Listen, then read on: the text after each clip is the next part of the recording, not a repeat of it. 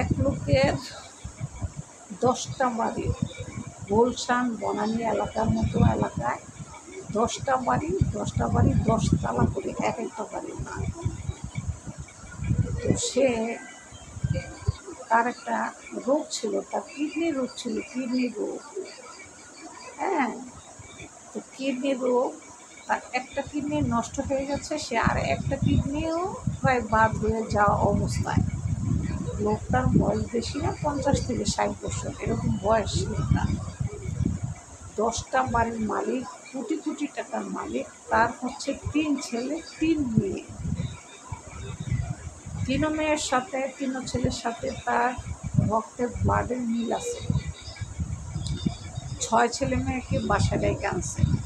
আনার পর বলছে, বাবা তোরা 6টা ছেলে মেয়ে আমার, কেউ না কেউ একটা কিডনি দিয়ে অন্তত পক্ষে কিছুদিন দুনিয়াতে আমি বেঁচে যেতে পারবো।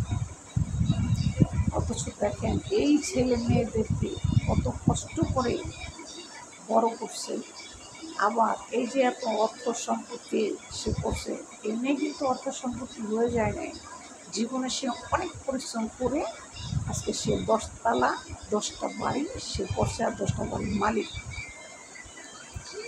সে কোথাও তার ব্লাডের সাথে কারো ব্লাড তার মিল হয় না, কারণ ব্লাডের সাথে ব্লাড যদি তার মিল না হয় তাহলে সে কিডনি ডোনেট তারা কে করতে পারবে না। তার ছেলে মেয়ের সাথে তার এটা মিলতেছে, তার ছেলে মেয়ে তাকে এই কিডনি ডোনেট করবে না। ডাইরেক্ট এক কথা, বাবা তোমার বয়স হয়ে গেছে, এখন ওষুধের দ্বারায় যে কদিন তুমি বেঁচে থাকো, তোমার তো দুনো কিডনি নষ্ট। এখন দুনো কিডনি নষ্ট দেখেই 6 ছেলে মেয়ের কাছ থেকে 2টা কিডনি আবদার করছে বাবা মা, মানে বাবা।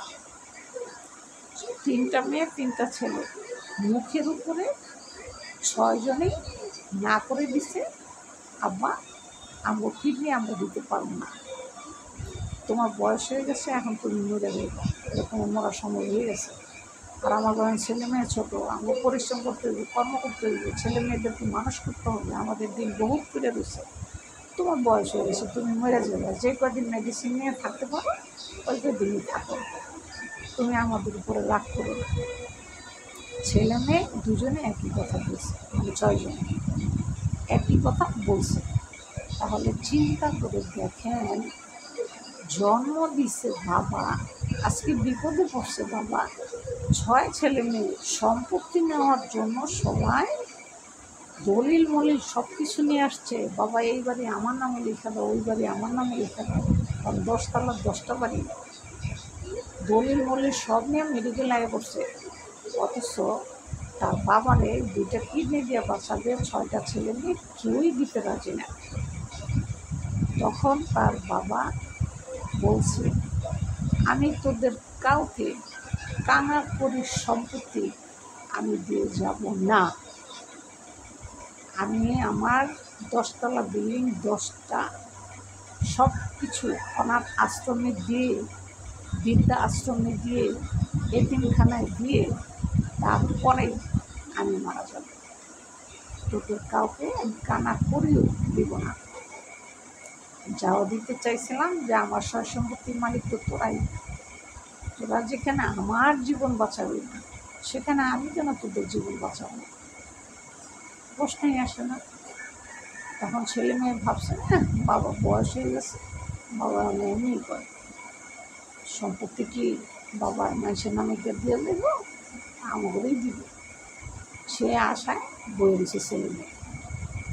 বাবা মারা যাওয়ার আগে উকিলকে পাইয়া তার যত সম্পত্তি ছিল সব সম্পত্তিগুলি এতিমখানায়, মাদ্রাসায়, আপনার বাপ মা নাই এরকম সেইরা যারা, তারপরে বৃদ্ধাশ্রম, সব জায়গায় সম্পত্তিগুলি উদ্র করে লেখা দিয়ে গেছে যে আমার কোনো ছেলে মেয়ে আইসা যদি হামলা করে এই সম্পত্তির উপরে, ডাইরেক্ট পুলিশ আইনা এগুলোকে পিঠে শূন্য শূন্য করে হলো, কোনো কথা নেই, খাতায় উল্লেখ করে উনি দিয়ে গেছে।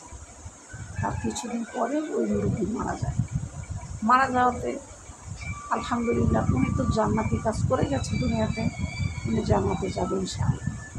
আর ছেলেমেয়েরা যে বিহিত বাবা মার সাথে করছে, বাবার সাথে করছে, বয়স্ক বাবা 2টা দিন হায়াত বাইচা দেখবে, কিন্তু তারা বাঁচতে দেয় নাই, তাইলে তারা কোনো সম্পত্তির অধিকারী হতে পারে না। এটা হচ্ছে তার বাবার কথা। এই জন্য একটা কানাগুড়ির টাকা পয়সা কোনো ছেলে মেয়েদের দেওয়া যায় না। 6 ছেলে মেয়ে মানুষের বাড়ি এখন থাকি ভাড়া, আর এখন 6 ছেলে মেয়ে অনুতপ্ত যে আহারে একটা কিডনি যদি আমরা দিতাম তাহলে তো অন্তত 10তলা বিল্ডিং একটা হইলেও পাইতাম, একটা বইলিয়া খাইতাম। এই জন্য একটা কথা আছে না যে চোর গেলে বুদ্ধি বাড়ে, চোর গেলে বুদ্ধি বাড়ছে। অনেক বুদ্ধি বেড়ে লাভ কি, বাপ তো মরে গেছে, আর সম্পত্তি সব মানুষের নামে লিয়ে দিয়ে গেছে, কারণ সেই সম্পত্তি মানুষে ভোগ করে খাচ্ছে, আর তারা এখন রাস্তার ফকির। আর বাবা কিডনি চাইছে, কিডনি দেবে না, খান ভাবছে বাবা মিথ্যা কথা বলে, সম্পত্তি তো বাবা আমার করে দিয়ে দেবে, মানুষের দিব। উকিল গাইকা একবারে হাতে কলমে লেখা সব সম্পত্তি, সে অনাথ আশ্রমে, বৃদ্ধাশ্রমে, এতিমখানা, মাদ্রাসায়, সব জায়গায় সব সম্পত্তি, ব্যাংকের যা টাকা ছিল সেগুলো একটা কানাকড়ি পয়সার দামে 6 ছেলে মেয়েরে দেয় নাই, কারণ তারা আমার সম্পত্তি খাওয়ার কোনো যোগ্য রাখে না।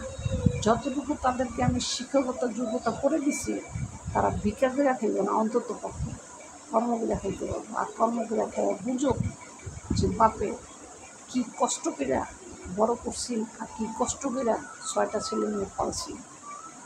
দুনিয়াতে লড়াই করে, যুদ্ধ করে যখন বুঝতে পারবে, তখন অনুতপ্ত করবে যে বাবারে কেন একটা কিডনি দিলাম না, আর দিয়ে কেন বাঁচাইলাম না, তখন অনুতপ্ত হবে। আর এই অনুতপ্ত হওয়ার জন্যই তাদেরকে আমি এই কাজ করে গেছি।